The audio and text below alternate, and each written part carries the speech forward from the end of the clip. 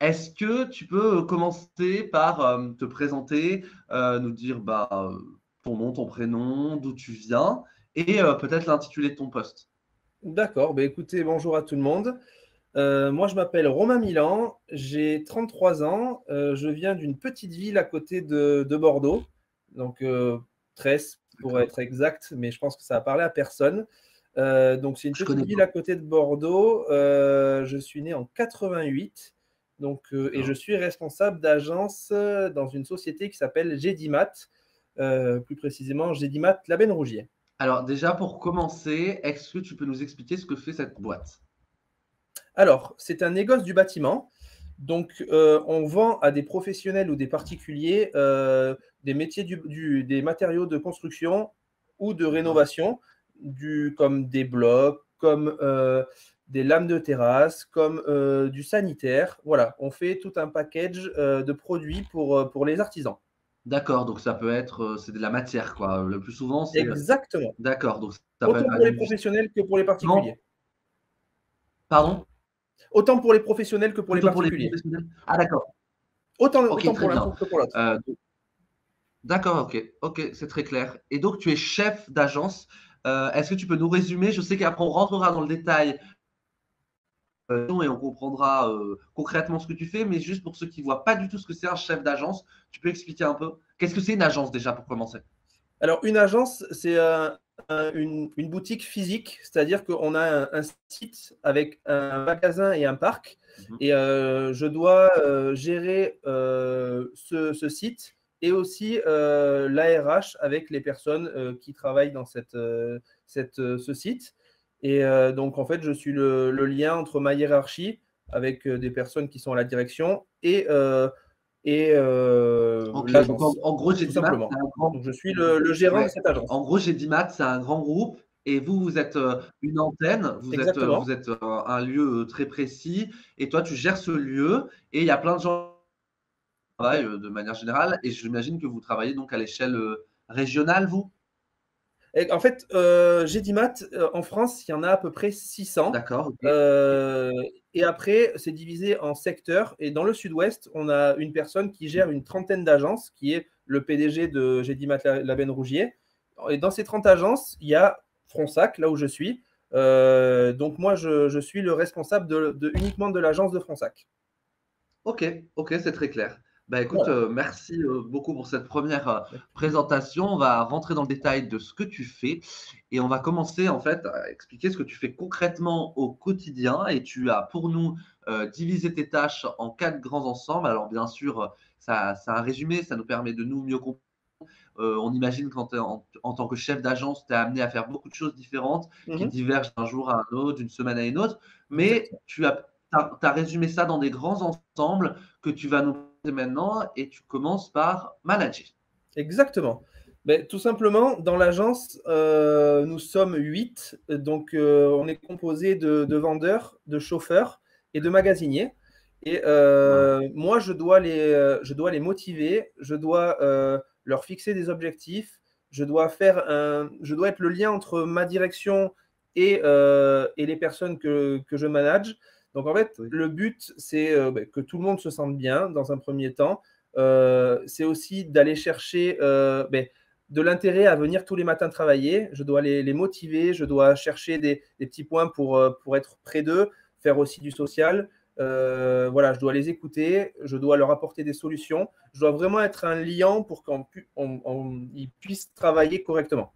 Voilà, c'est vraiment un rôle de manager qui est hyper important et on doit vivre tous les jours en étant chef d'agence. Donc si je comprends bien, en fait, au quotidien, tu es un peu en charge de toute cette équipe et tu dois faire en sorte que ces personnes s'épanouissent au quotidien dans leur travail, mais c'est aussi, il y a Exactement. aussi la question de les challenger, de faire en sorte de les pousser un peu plus Exactement. loin, d'améliorer leurs compétences et qu'ils ne restent pas, inertes, qu'ils évoluent eux aussi et que ce soit pas seulement un travail, Exactement.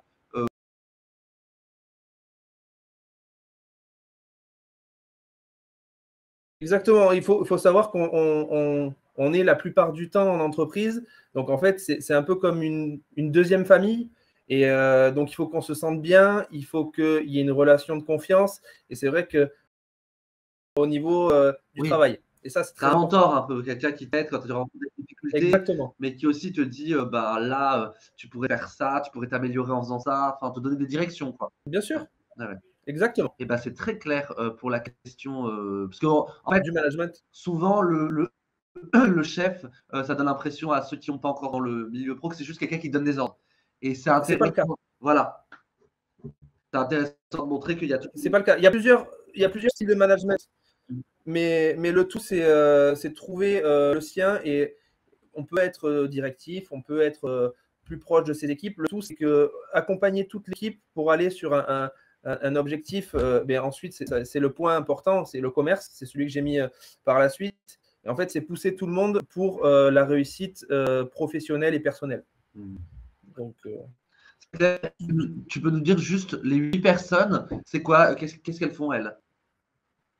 alors, mais il y a des personnes qui sont à la vente, donc au comptoir. Donc, ces personnes font des commandes, font des devis, dirigent et orientent les clients qui rentrent en agence. Ils ne font pas d'appels sortants, mais ils ont des appels entiers, dirigés, faire des devis, des commandes. Et tout simplement, ils sont au comptoir et réceptionnent Pour aussi expliquer ce que c'est un les devis, clients. pardon, C'est parce très que certains ne important. connaissent peut-être pas ce que c'est un devis, Un, c'est, un devis, par exemple, une personne a besoin de réaliser, je dis une bêtise, une piscine. Il va venir chez nous, il va nous dire quels matériaux utiliser pour faire cette piscine, comment éventuellement, s'il veut le faire soi-même, comment on peut procéder pour faire cette piscine. Et en fait, nous, on a un devoir de conseil. Donc, on va conseiller le client, on va l'orienter vers des produits adaptés. Et tout simplement, on va lui faire un devis parce que le client ne se rend peut-être pas compte du coût que ça peut avoir. Donc, on va lui sortir un devis, on va lui expliquer. Et soit il va régler lui-même ce devis, soit il va passer par un artisan parce que la réalisation est peut-être trop compliquée. Mais voilà, les vendeurs ont un devoir de conseil et en fait, on fait des devis qui sont gratuits pour pouvoir répondre aux questions et aux OK, besoins des clients. ça c'est clair. D'accord et il Voilà y a pour qui les d'autre vendeurs. donc? D'accord. Alors, il y a des chauffeurs. Les chauffeurs, bon, eux, comme tout type de chauffeur, prennent notre marchandise Mmh. et le livrent chez le client. Donc, on a un seul chauffeur sur notre parc. Donc, voilà, c'est un chauffeur poids lourd avec une grue qui permet de déposer la marchandise à l'endroit où le client souhaite qu'on décharge la marchandise. OK et il reste tout à l'heure une RH, je Voilà. crois, qui travaille avec toi? Alors, la RH, elle est au siège. Ah oui, d'accord. Elle est pas en agence, elle est au siège social qui est dans Bordeaux. Et donc, on l'a régulièrement au téléphone, mais elle ne travaille pas dans l'enceinte de Bah, l'agence. déjà une question dans le chat, qui Et te en- demande: vous êtes dans quel team de manager? Est-ce que vous êtes moi je l'ai un peu compris je crois, est-ce que tu es manager proche des équipes ou un chef qui aime donner des ordres? Alors, moi, je suis plus paternaliste. En fait, je suis proche des équipes.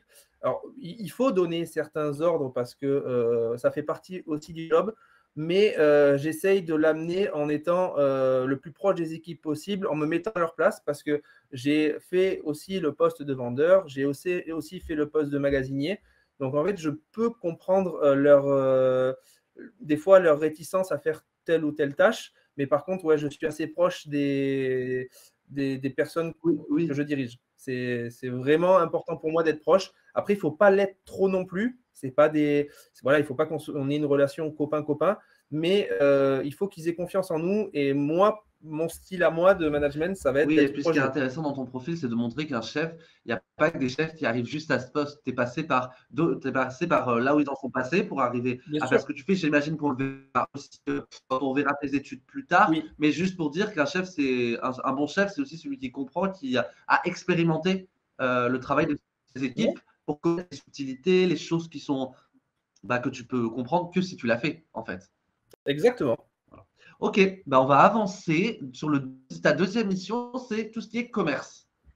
Exactement. Donc, en fait, on est une entreprise à but lucratif. Donc, forcément, il faut qu'on réalise, enfin, on a un objectif mensuel et annuel donc, à réaliser. Et par ce biais, on est obligé de faire du commerce.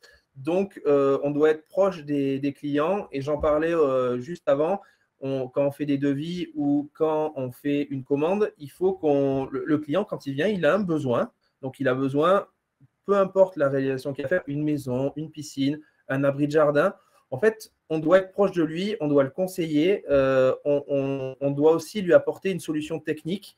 Et c'est pour ça que le commerce est hyper important. Donc, c'est vrai que dans mon métier, dans le négoce, on doit avoir une partie commerciale en soi. C'est assez important parce que on est proche des clients, on va discuter avec eux. Il faut être force de proposition.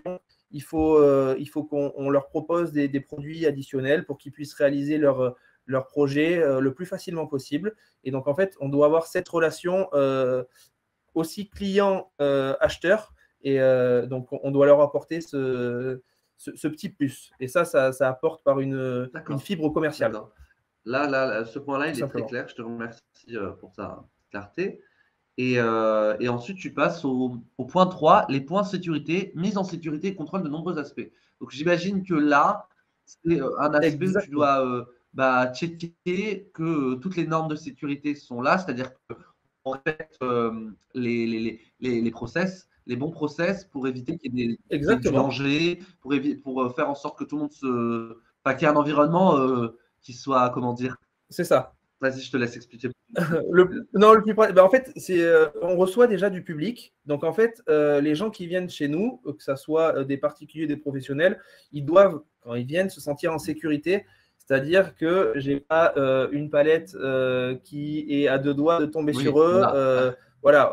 Ça, c'est peu importe le magasin où vous allez, que ce soit dans une grande surface ou peu importe, il faut qu'on soit en sécurité. Quand on rentre, on n'est pas là pour se faire mal ou se blesser. Donc, en fait, j'ai un gros point sécurité à faire tous les 15 jours sur les aspects de l'agence, sur les points importants, les bornes incendie, les bornes d'évacuation s'il y a le feu. Il y a tout un tas de critères à remplir pour pouvoir être dans les normes, donc c'est-à-dire les chaussures de sécurité pour les employés, parce que ce n'est pas que pour le public qui entre chez nous, mais il y a aussi pour la sécurité des employés, parce qu'il faut vérifier qu'ils ont bien les chaussures de sécurité, les gants pour éviter qu'ils se coupent. Il faut que la trousse à pharmacie soit remplie et qu'il y ait ce qu'il faut au moment où… le jour où ça arrive, pour l'instant, ça ne m'est jamais arrivé, mais le jour où il y a une grosse blessure, il faut qu'on puisse avoir ce qu'il faut. Je ne peux pas leur dire je suis désolé, j'ai plus de pansement, j'ai plus de bande. Voilà, il faut checker tout ça. Donc, des fois, c'est périmé, des fois, c'est endommagé, des fois, c'est… Voilà. Le but, c'est vraiment de faire un check-up complet de l'agence et des choses qu'on a pour que tout soit en sécurité et qu'on soit aux normes, parce que au risque de fermer l'agence parce qu'on n'est pas aux normes. Oui, ça, c'est un gros point à checker. Que tout soit sécurisé, qu'il n'y ait aucun problème et qu'en cas de problème, il y ait des solutions, que tu sois réactif pour les résoudre. Exactement. En fait, tu es un héros. Dans le chat, on me dit en fait, tu es un héros. On me le dit aussi, mais pas assez souvent. On te remercie pas. Non, mais il faut le checker. C'est surtout que les personnes qui viennent, bien sûr qu'on n'a pas envie que quelqu'un se blesse. Ça pourrait être de ma famille, ça pourrait être des amis, ça pourrait être n'importe qui. Qu'il faut faire attention à chaque personne. Quand vous êtes je dis une bêtise, mais en voiture ou en scooter ou peu importe, vous n'allez pas foncer sur les gens pour leur faire mal. Mais là, c'est un peu pareil. Nous, on prend soin de tout le monde. Il faut faire attention. Et la sécurité de l'agence en dépend. Un chef, ce n'est pas seulement quelqu'un qui donne des ordres, encore une fois, c'est aussi quelqu'un qui est en charge de la sécurité des équipes, de son bien-être dans le management. Et d'ailleurs, par rapport je reviens au deuxième point, qui était du commerce. On a une question dans le chat de Béjane Essine. Je m'excuse si je prononce mal le prénom, n'hésitez pas à me le dire. Comment avez-vous appris la négociation et la force de proposition? Grâce à des formations ou de l'expérience? De toute façon, tout à l'heure, on reviendra en détail sur tout ton parcours, mais déjà, tu peux nous donner une piste. Est-ce que tu l'as appris sur le tas ou tu l'as appris dans des formations?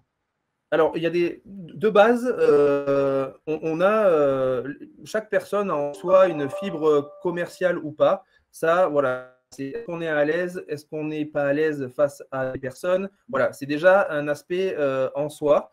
C'est hyper important. Après, même si on ne l'a pas, on peut l'apprendre. Moi, quand j'étais en cours ou même avec des expériences professionnelles, on s'aguerrit, on prend de l'assurance, on apprend des nouvelles choses, on apprend des techniques, voilà, on sait répondre des fois à des objections. Des objections, c'est quand le client vient et n'est pas content parce que le prix est trop cher ou parce que le produit n'est pas assez bien. Voilà, on apprend à user de techniques pour essayer d'aller vers le client, l'aider, ça c'est le plus important.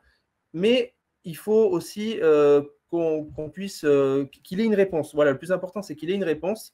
Et ça s'apprend. On peut l'avoir en soi, mais voilà, c'est le package qui fait que moi, je l'ai appris aussi à l'école et j'ai toujours eu ça, d'avoir un bon relationnel avec les personnes. Et ça aide, Bah, aussi. on reviendra certainement dessus aussi au niveau des compétences, puisque tu nous expliques les Ouais, compétences que tu trouves indispensables pour faire ton métier. Et donc, pour terminer cette ouais. slide, est-ce que tu peux nous expliquer tout ce qui est l'administratif? Donc forcément, en gérant une agence, on a un flux d'informations de type rentrée en stock, sortie en stock, contrôle des ARC, c'est-à-dire des accusés de réception avec des prix. On a tout ce qui est frais généraux, c'est-à-dire que les frais généraux, c'est les personnes qui travaillent ont besoin de stylos, ont besoin de scotch, ont besoin de chaises pour s'asseoir. Et ça a un coût. Et ce coût, voilà, il faut le mettre sur papier, enfin, sur Excel, et il faut que ça soit référencé parce que à la fin de l'année, on a des charges à remplir, on doit de l'argent aussi aux impôts, il y a plein de choses à prévoir. Et en fait, tout regroupé, on a une charge administrative, on a beaucoup de papiers à remplir parce qu'on est gérant de tout ça. Donc, ça prend en compte aussi les congés des salariés. Donc, c'est-à-dire qu'on doit remplir des grilles pour pouvoir valider des congés, pour éviter aussi que ça se chevauche, pour qu'il y ait 2 personnes qui soient absentes et qu'au final, il n'y ait plus personne dans l'agence. Il y a aussi l'attribution des primes parce que des personnes travaillent bien ou ne travaillent pas bien. Voilà, on a des tableurs à remplir pour pouvoir dire si cette personne a fait du bon travail ou cette personne n'a pas fait du bon travail. Voilà, tout ça fait que on a une. Ouais. C'est un peu de la Elle est paperasse, mais indispensable. ça fait partie du job. Exactement, c'est indispensable. On peut pas y échapper. Donc, il faut être aussi un petit peu organisé. Voilà, il faut se faire des rappels. Voilà, il n'y a pas que le commerce, il n'y a pas que manager les équipes, Enfin, il y c'est a aussi bête, une partie hein, mais c'est administrative. comme dans une maison, il faut racheter du lait, il faut voir si ça coûte cher, il faut aller faire les courses. Et toute cette organisation à grande échelle pour une Exactement. entreprise, ça demande beaucoup de travail et c'est ce que tu es en train de nous expliquer. Et Exactement. Donc, il faut payer ouais. l'Internet, il y a plein de choses à prendre en compte. Et c'est comme dans une maison, exactement. Et une nouvelle question qui te demande comment vous faites face à des clients insatisfaits, des gestes commerciaux, des produits gratuits. Comment ça se passe quand quelqu'un n'est pas tout à fait satisfait du service? Ça peut arriver même si vous avez été les meilleurs. Voilà, Bien sûr. qu'est-ce que vous faites dans ce cas-là? C'est une question dans le chat. Alors, il y a plusieurs types d'objections. Le plus courant, c'est le prix. Donc déjà, avant de trouver des solutions, il faut déjà comprendre par rapport à quoi il trouve que le prix est trop cher ou d'où il sort son information. Voilà, on peut pas croire tout le monde sur parole. Quelqu'un qui me dit c'est trop cher, je peux le faire tous les jours. Voilà, je vais acheter une voiture, je lui dis c'est trop cher.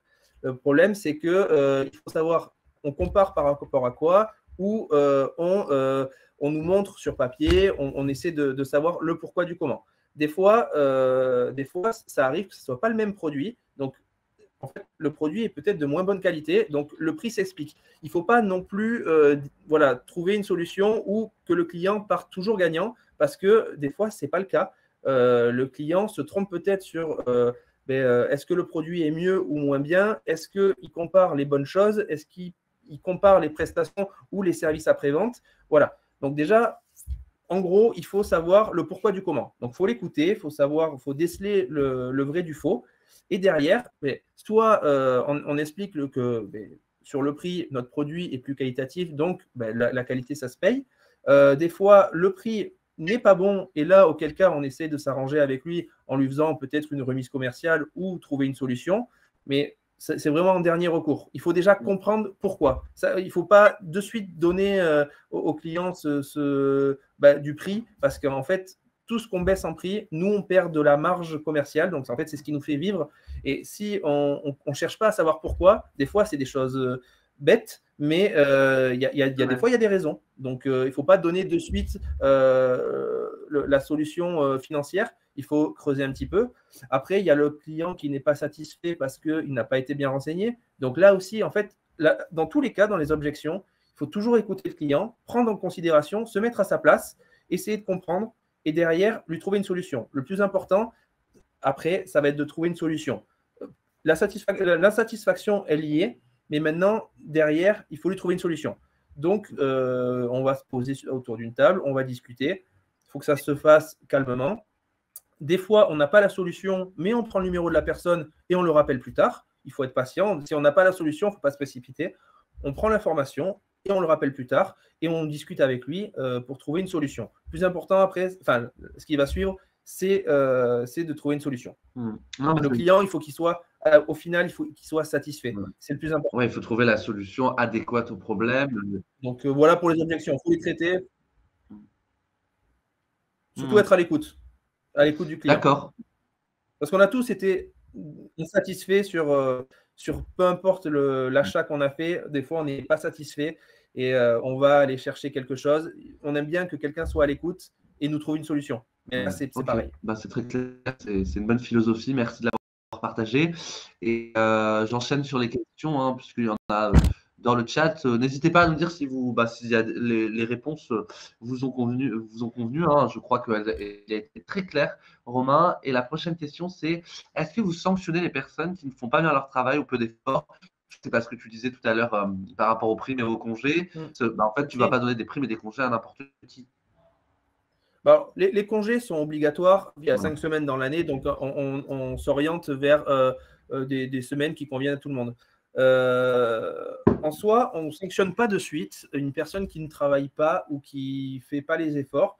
On va le prendre en rendez-vous et on va essayer aussi de comprendre pourquoi. Peut-être qu'il n'est pas à sa place, peut-être qu'il a des soucis personnels, peut-être qu'il il peut avoir plein de choses. Voilà, il faut essayer de comprendre d'où vient le problème. On ne va pas sanctionner de suite. On va discuter, on va faire du social aussi parce qu'il faut que ça plaise aussi de discuter aux personnes. Et de là, on va en définir qu'est-ce qui ne va pas. Est-ce que c'est le poste qui ne convient pas? Auquel cas, soit on trouve une solution pour faire autre chose, ou si l'enseigne ne lui plaît pas, peut-être qu'on dirige la personne vers un autre travail. Ou, voilà, s'il n'est pas bien, il faut savoir qu'on rémunère les personnes, ils travaillent, on les rémunère avec un salaire. Donc, il se doit de travailler correctement. Il a le droit d'avoir des coups de mou, il a le droit de ne pas être bien, ça arrive à tout le monde, ça nous est tous arrivé. Voilà. Il ne faut pas que ça dure parce que forcément, si ça dure un mois, qu'il a des soucis personnels, on peut le comprendre. Si ça dure un mois, mais qu'il n'a pas envie de travailler parce qu'il n'a pas la volonté, il faut peut-être le revoir. Voilà, il faut le revoir pour trouver une solution. Soit on se sépare parce que ça ne lui plaît plus, soit s'il ne veut pas partir, forcément, s'il ne travaille pas, il y a des sanctions qui peuvent tomber. C'est-à-dire, quelqu'un qui ne travaille pas, c'est comme à l'école, Bien sûr. On est sanctionné. Donc voilà, il faut savoir écouter les personnes en premier lieu et après comprendre et voir sanctionner si les fautes sont trop graves parce qu'on ne peut pas se permettre de faire n'importe quoi. On peut pas. Quelqu'un qui a envie de se faire virer, il a juste à prendre un chariot, à foncer dans une voiture, il empale la voiture et il sera viré. Mais ce n'est pas la solution. Je vais avoir donné la méthode pour se faire virer, en tout cas. Mais... Voilà, la méthode, vous rentrez avec un chariot élévateur dans une voiture. Le message est passé, je te remercie pour cette réponse. Dans le chat, on te félicite de bien gérer le service après-vente. Je crois que tu as convaincu de nouveaux clients. Hein. Et on va passer à la prochaine slide. De toute façon, on a pas mal répondu à pas mal de questions, on l'a un peu anticipé, mais il y en avait une, je vais aussi poser une question que j'ai vue tout à l'heure, que j'attendais d'être sur cette slide pour y répondre, c'est est-ce qu'il y a des plus et des moins dans ton métier? Est-ce qu'il y a des choses que tu préfères, forcément, et des choses que tu aimes moins? Est-ce que tu peux nous les donner? Alors, en soi, dans les slides que j'ai vus tout à l'heure, où on a mis les 4 points importants, moi, j'ai été commercial, donc j'ai ce côté commerce que j'adore. Ce côté contact client, pour moi, c'est un gros plus. La partie managériale, donc être proche des équipes. Alors, je joue au foot. Bon, j'ai jamais été hyper fort, mais dans mon équipe, j'ai été le capitaine parce que je m'entendais bien avec tout le monde et j'arrivais à fédérer de temps en temps les équipes quand c'était mal. Et ce côté manager, j'ai toujours aimé. Et ça, c'est un plus quand on a envie d'accompagner les autres pour aller plus haut. Pas tout seul, il faut accompagner une équipe pour aller plus haut. Et ça, moi, je trouve ça hyper intéressant. Côté administratif, c'est un peu plus difficile de temps en temps parce que je suis un peu désorganisé. J'aime bien en mettre partout. J'aime bien. Alors, s'il ne me met pas des rappels, il faut se faire violence. Il faut se mettre des rappels, il faut se mettre des papiers, il faut se mettre des sonneries sur le téléphone pour penser à certaines choses. C'est là où je vais être un peu moins bon. Mais bon, il faut savoir des fois le reconnaître. Hein. Mais en soi, il faut donner de sa personne, il faut être investi dans l'entreprise. Donc, des fois, ça peut demander des heures, des fois, ça peut être difficile parce que c'est jamais facile de sanctionner quelqu'un et de lui dire quand ton travail n'est pas satisfaisant. Voilà, c'est jamais facile parce que les personnes, on les connaît. Des fois, c'est pas des amis, mais c'est des gens qu'on côtoie tous les jours, qu'on aime bien. Mais s'il ne fait pas bien son travail, voilà, il faut savoir faire la part des choses et sanctionner de temps en temps. Féliciter de temps en temps aussi, parce que c'est hyper important de féliciter quand le travail est bien fait. Voilà, c'est tout un. Il y a des choses positives. Moi, le management et la partie commerciale, moi, j'adore. Partie administrative, c'est là où je suis. C'est pas que j'aime pas, c'est là où je suis le moins bon. Bien sûr. C'est là où je suis le moins bon. Parce que papier, je sais pas. Il y a beaucoup de gens dont. Je suis plus humain que papier. Le problème, c'est les papiers. Remplir des papiers, c'est pas la passion numéro 1. C'est pas la joie. Eh ben, ok, merci pour ce partage. Je vois une nouvelle question dans le chat, mais on y répondra tout à l'heure. Ne t'inquiète pas, je la vois, Béjane. Et on va continuer tout de suite avec ton parcours parce que c'est vu par rapport à ça. Est-ce que tu peux parler de ton parcours en commençant par le bac parce que tu se rapproches plus des jeunes qui nous regardent. Qu'est-ce que tu as fait comme bac? Alors moi, j'ai fait un bac technologique. Quand j'étais au lycée, j'étais pas le plus fort, loin de là. J'étais un peu perturbateur et je me suis dit, qu'est-ce que je vais faire? J'aime le commerce, j'aime discuter, j'aime être entre amis, etc. Et ce qui se rapprochait le plus de ça, c'était le bac STT. Donc, il a changé, ça s'appelle STG ou STMG. C'est ça, il a changé. Je me suis mis dans cette partie, dans cette filière, parce que je me suis dit que c'était la plus proche du commerce. Donc, elle me parlait bien. Par la suite, j'ai eu mon bac et j'ai fait un BTS MUC qui s'appelle Management des unités commerciales. Je ne sais pas s'il a changé de nom, mais en tout cas, je l'ai fait en alternance parce qu'en fait, je voulais allier le travail et l'école et les études. Parce que aussi je voulais une rémunération, donc j'étais jeune, je voulais sortir, j'avais une voiture à payer, donc en fait j'ai allié le travail rémunéré et l'école. Donc en fait je l'ai fait en alternance. Alors, et je l'ai fait chez GDIMAT. Donc j'ai rappelé que BTS c'est brevet technologique supérieur. Et donc MUC, tu nous as dit que c'était management des unités commerciales. Management des unités commerciales. En fait, pour résumer, c'est vraiment un cursus commercial. C'est pour résumer. Exactement. Parce que c'est assez compliqué comme terme. Management des unités commerciales, mais en fait, il y a tout ce que tu nous as déjà expliqué. Il y a le management et il y a le commercial. L'unité, c'est l'agence, c'est l'endroit au global. Voilà. Exactement. Pardon, je t'ai coupé. Je me permettais juste de reprendre le point. Pas du tout. Donc en fait, tu as commencé directement à travailler chez GDIMAT et ça t'a plu. J'ai commencé à travailler chez GDIMAT. Donc après, ils m'ont offert l'obtention de mon BTS, ils m'ont offert mon premier boulot. En CDI, donc que j'ai accepté. J'ai travaillé pendant 3 ans chez GDIMAT et en fait, j'avais envie de plus, j'avais envie d'aller sur la route et malheureusement, il n'y avait pas de poste disponible. Donc, je me suis dirigé ailleurs. Je suis dans une autre entreprise qui s'appelle Wurt.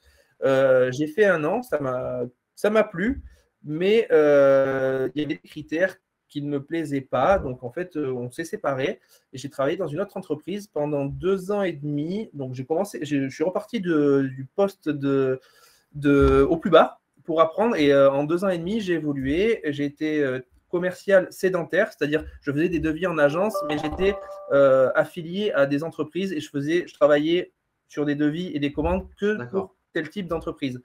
Et donc, au final, Gedimat m'a rappelé du coup 2 ans et demi après et m'a dit voilà, il y a un poste de commercial itinérant, c'est-à-dire sur la route avec une voiture de fonction, un PC, un téléphone et aller démarcher des clients. Et c'est ce que je voulais déjà 4 ans avant, donc c'est 2 ans et demi plus 1 an, à peu près 4 ans. Avant, je voulais faire ça à Gedimat et là, ils m'ont donné la possibilité de le faire. Donc, j'ai fait ce poste de commercial sur le secteur qui était le plus proche de chez moi. Donc, ça s'est très bien passé. J'avais j'avais un potentiel de clients qui était important et avec qui j'ai noué des liens. Donc, pour ce point-là, il faut avoir beaucoup du bagou ou de l'échange ou de l'humanité avec les personnes. Il faut créer des partenariats. Et c'était très intéressant. Et de là, la personne, on va dire 1 an et demi après, la personne qui gérait l'agence là où je suis actuellement est partie. Et ça s'est fait plus ou moins tout naturellement parce que je connaissais 80% des clients. On m'a proposé le poste de responsable d'agence depuis maintenant 2 ans.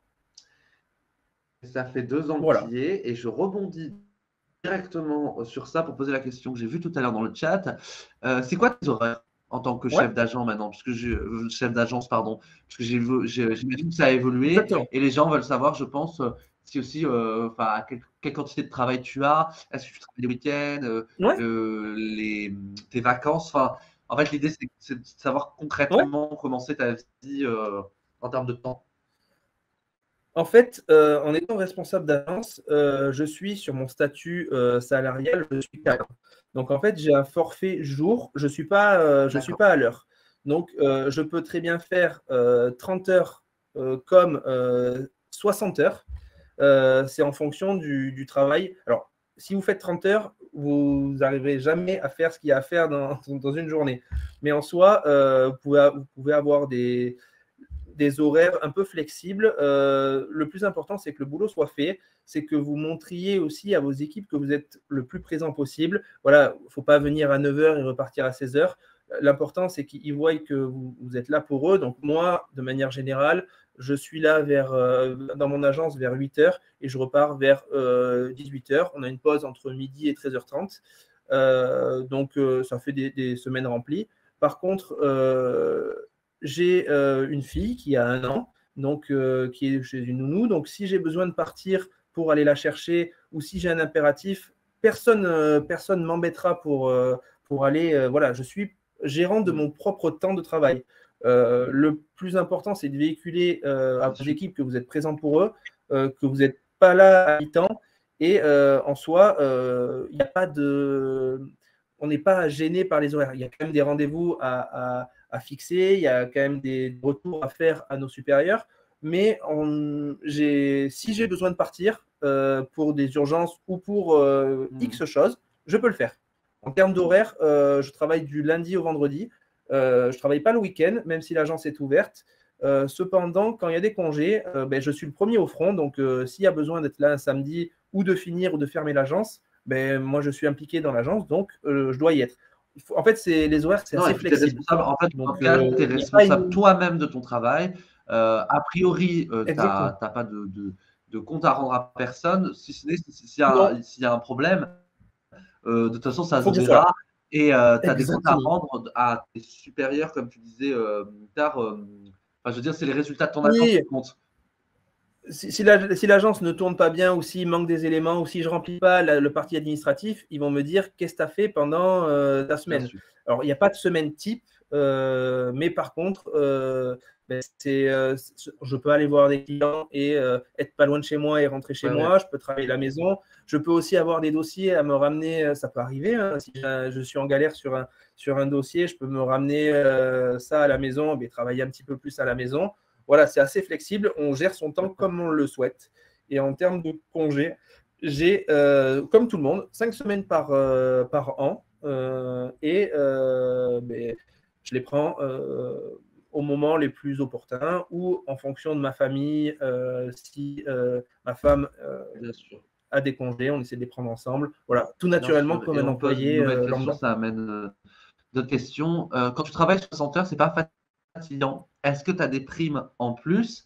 Et enfin, est-ce qu'on peut avoir une idée sur ton salaire? Tu n'es pas obligé de répondre à cette question. Tu peux aussi donner des fourchettes pour les débuts.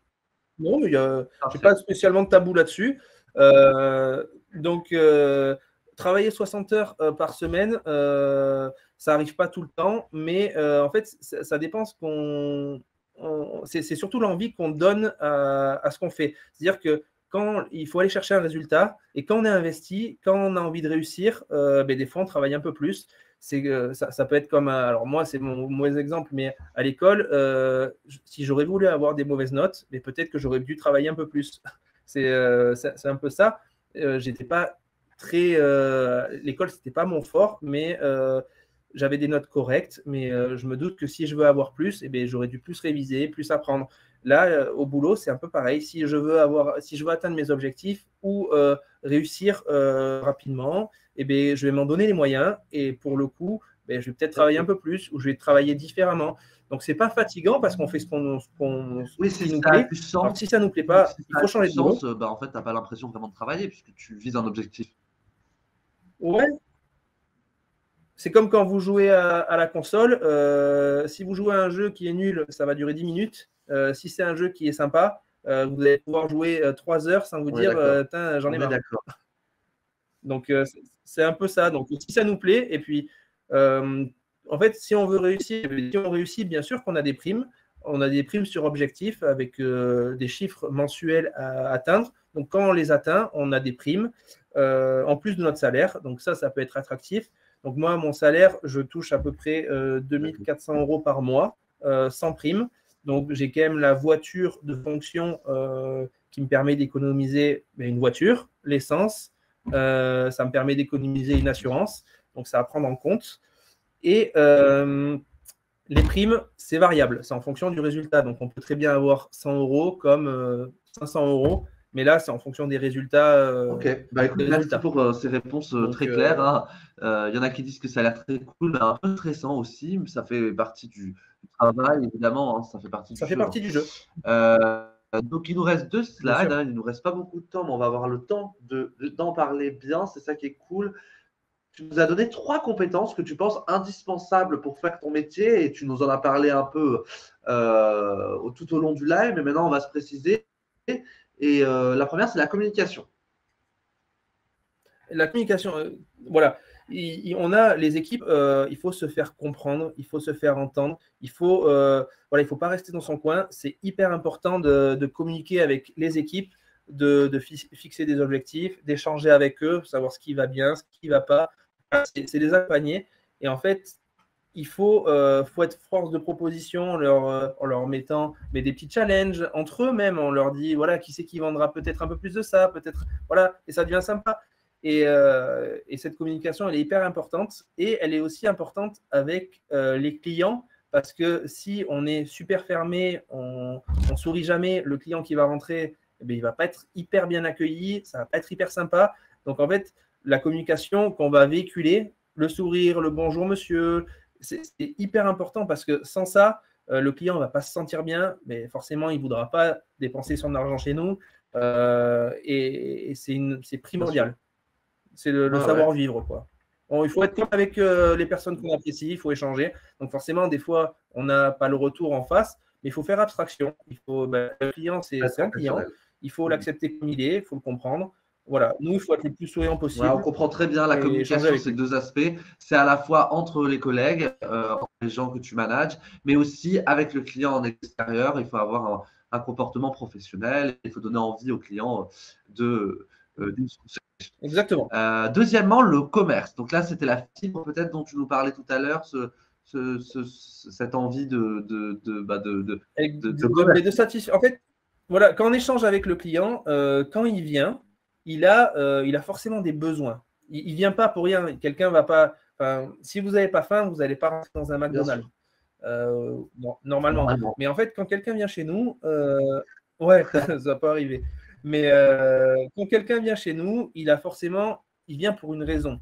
Et en fait, c'est à nous de déceler qu'est-ce qu'il veut, pourquoi il le veut et pourquoi il le prend chez nous. Parce que des Gédimat ou des Leroy Merlin, des Castorama, il y en a partout.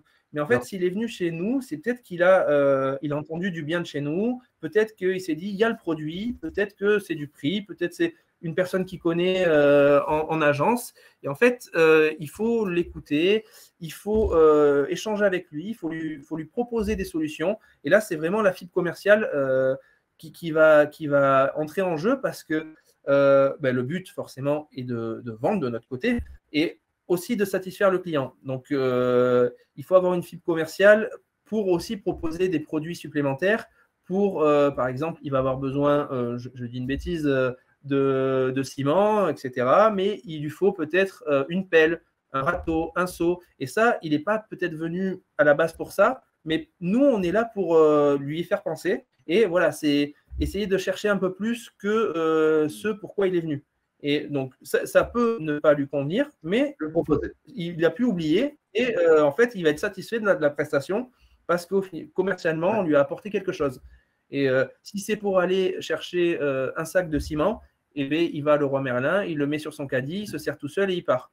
Sauf que la plupart des personnes qui viennent à Gédimat ou dans des négoces du bâtiment, ils viennent chercher du service. Et ce service, il est fait par une personne qui fait du commerce, qui va échanger avec lui, qui va discuter, qui va passer un bon moment. Et j'espère qu'il va peut-être plus acheter, mais ça fait aussi qu'il va revenir. Et en fait, s'il revient, en fait, on a tout gagné. Et cette partie commerce, vous n'offrez pas que de la matière et du matériel, vous offrez aussi du conseil, c'est ça qu'il faut expliquer. Et aussi une conversation personnelle, quoi. Il y a des gens qui… Exactement. On a des… C'est pas du drive ou c'est pas un caissier qu'on a. C'est vraiment des vendeurs qui sont des conseillers. Et donc, on apporte ce petit plus et la valeur ajoutée. D'où l'importance de la communication aussi, mais aussi de l'organisation. Aussi. Tu as marqué beaucoup de responsabilités, faire attention à ne pas partir dans tous les sens. Parce que j'imagine qu'avec tout ce que tu nous as dit, tu as plein de choses à faire. Il faut être très organisé. Il y a plein de choses à faire. Et en fait, l'organisation, elle est importante parce que il faut j'en parlais tout à l'heure, je suis un peu, des fois, j'en fous tout. Et je peux me mélanger ou oublier, ou un client qui me dit, tu m'as oublié, ça a pu m'arriver. Et en fait, être organisé, c'est-à-dire prendre un agenda, se noter ou se mettre des rappels sur Outlook. Moi, j'utilise Outlook, je me mets des rappels ou des réveils sur mon téléphone ou me faire des petits tableaux en me disant j'ai ça à faire tel jour dans le mois, dans les 15 premiers jours, j'ai à remplir les congés de chacun, j'ai à remplir les frais généraux avec les stylos, etc. Et en fait, je me fais des tableaux, j'essaie d'être organisé parce que de base, je ne le suis pas. De base, je ne le suis pas. Donc, j'ai appris à l'être et ça m'aide dans le travail parce que j'oublie beaucoup moins et je passe à côté de beaucoup moins de choses. Et du coup, je me fais beaucoup moins engueuler. Après, c'est cool de montrer que l'organisation, ça s'apprend aussi. Quand on a besoin d'avoir organisé, il faut se faire violence, comme tu as dit, et puis mettre en place des choses qui nous permettent de faire notre travail dans l'ordre, dans le bon sens, dans les bons ordres. Exactement, comme une liste de courses. Comme une liste de courses, vous avez une liste de courses. Quand vous y allez avec la liste, vous n'oubliez rien parce que vous raturez. Si vous avez la recette en tête, que vous oubliez la moitié en arrivant à la maison, là, vous n'êtes pas content de vous. Madame n'est pas contente. Et personne n'est content. C'est super clair. On va passer à la dernière slide. On avance pour ne rien rater. On va faire la dernière slide des clichés, puis je te poserai une dernière question. Alors, on t'a demandé s'il y avait des questions sur ton métier, et le premier que tu nous as donné, c'est le bâtiment, c'est un monde d'hommes. Oui, en fait, alors je ne sais pas s'il y a il y a sûrement des garçons et des filles qui nous écoutent. C'est pas qu'un monde d'hommes. On peut penser ça dans le bâtiment. Voilà, on tombe que sur le plombier avec l'arrêt qui dépasse. On tombe sur le bourrin. On tombe sur les personnes un peu rustres. C'est pas le cas. Il y a des artisans qui sont comme les autres. Alors moi, mon père est artisan, donc c'est un mauvais exemple. Mais c'est vrai que c'est pas un monde de femmes où la femme n'a pas sa place parce que on a beaucoup de vendeuses, on a beaucoup de responsables d'agence qui sont des femmes et où il y a des personnes qui sont plus timides, etc. Il y a la place pour tout le monde. C'est vraiment un métier à la portée de tout le monde et le négoce, ça peut être ouvert aux hommes et aux femmes sans problème. Okay. Voilà, c'était vraiment un cliché où des fois on peut se dire il y a des rustres qui vont nous rentrer dedans. C'est pas le cas. Il y a des personnes, il y a beaucoup de personnes qui sont très bien. C'est un cliché. Il y a des archis, il y a des personnes qui ont fait des hautes études. Demain, vous pouvez avoir une personne qui a un ministre qui a besoin de faire construire sa maison. Il va peut-être passer par quelqu'un. Donc, il y a un échange qui peut être intéressant. Il n'y a pas que des rustres dans le bâtiment. Donc le bâtiment, c'est pour tout le C'est monde. On surtout a ça bien qui. compris ça, il faut éviter les clichés. Et puis les temps ont changé, je crois, hein, même enfin, je pense que travailler dans le bâtiment il y a 40 ans, il y avait beaucoup plus de pression sur les femmes et c'était beaucoup C'est plus mal différent. vu. Alors qu'aujourd'hui, quand même s'il reste certainement des barrières et des gens qui pensent encore ça, on sait que c'est totalement faux, quoi. Donc merci pour ce Exactement. partage. Et le deuxième cliché que tu m'as donné, c'est il faut de grandes études pour être responsable d'agence.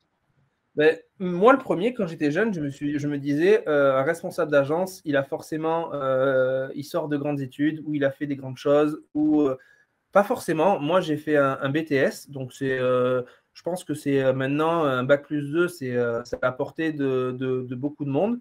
Mais même s'il n'y a pas de bac+2, même s'il n'y a pas de bac, nous, on a des responsables d'agence qui n'ont même pas de diplôme, mais ils ont l'envie de réussir. Et quand on se donne les moyens de réussir et qu'on se donne les moyens de travailler correctement, il n'y a aucune raison de ne pas accéder à des postes de responsable d'agence. Donc ça paraît compliqué, ça paraît stressant.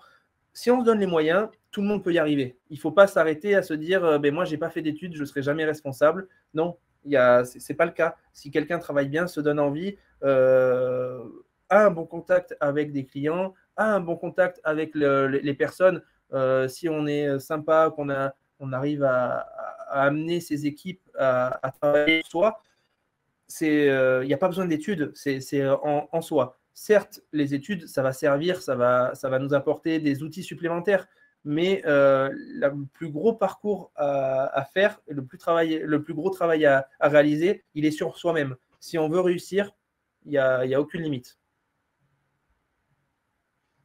Eh ben, écoute, merci pour tes clichés, hein. C'était intéressant de revenir là-dessus, hein. Pour les démonter en live, ce live se termine. Alors, je te remercie énormément, Romain, pour avoir partagé toute ton expérience avec nous. C'était vraiment cool et je vois que dans le chat, tout le monde a dit que tu étais un très bon patron.